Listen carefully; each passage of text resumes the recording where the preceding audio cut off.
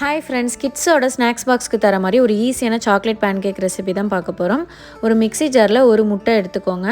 கூடவே ஒரு பெரிய வாழைப்பழம், சின்னதாக இருந்தால் 2 எடுத்துக்கோங்க. 3 டேபிள் ஸ்பூன் அளவுக்கு வெள்ளை சக்கரை இல்லைனா நாட்டு சக்கரை சேர்த்துக்கோங்க.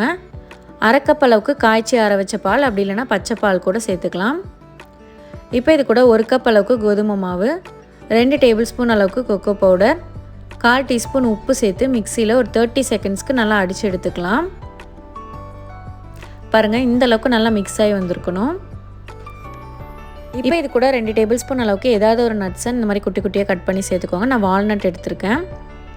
இப்போ ஒரு பேனில் பட்டர் தேய்ச்சிட்டு இந்த மாதிரி சின்ன சின்னதாக நம்ம பேன்கேக் ரெடி பண்ணிக்கலாம். ஒரு சைட் 30 செகண்ட் வெந்ததுக்கப்புறமா திருப்பி போட்டு இன்னொரு 30 செகண்ட்ஸ் வேக வச்சிங்கன்னா பேன்கேக் சூப்பராக ரெடி ஆயிரும். பாருங்கள், எவ்வளோ சாஃப்டாக சூப்பராக வந்திருக்கு. நீங்களும் இதை கண்டிப்பாக ட்ரை பண்ணி பாருங்கள். எப்படி இருந்துச்சுன்னு கமெண்ட்டில் சொல்லுங்கள். தேங்க்யூ ஃப்ரெண்ட்ஸ், பாய்.